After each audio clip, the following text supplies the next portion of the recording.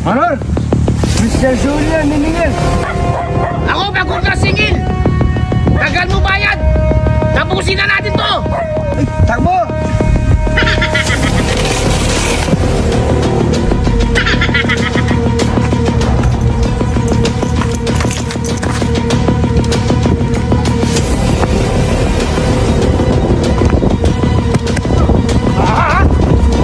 Ayaw, bilis! Takbo ha!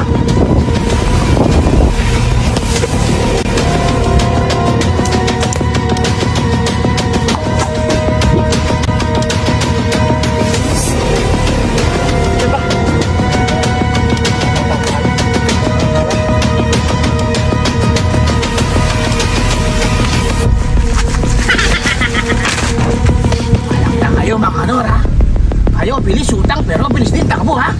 Kayo, nako bigay sa iyo gulo. Mga kanor!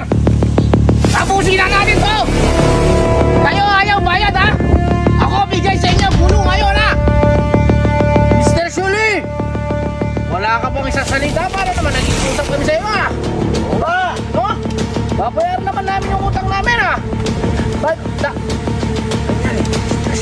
Nanggugulo na. Lumusog sa sinasabi ko sa inyo. Babayaran ka na mamaya, Mr. Julie. Usap mo na ito.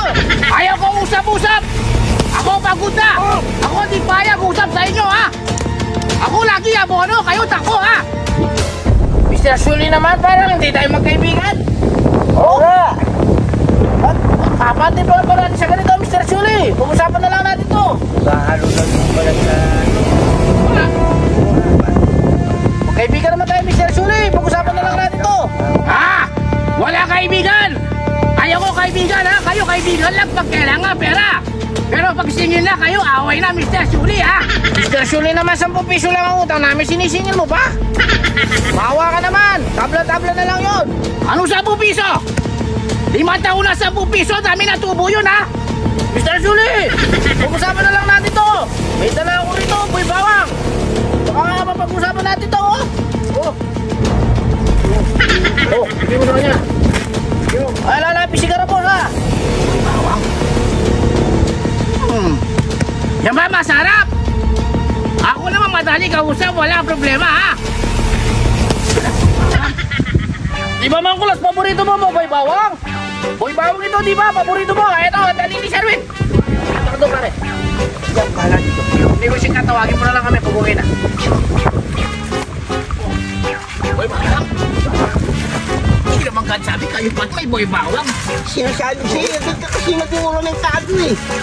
Paano ba? Ano dami salita? Dami pa, takbo eh. Oo, tara. Saan tayo? Kayo ba may suka? Oo, di ba? Ikaw, hindi ka sabi meron. Alam ko sa'yo, sabi ko may boy bawang eh. Bawang eh. Oh. Dami na. Dahil ko yung matakot niya. Ako sabi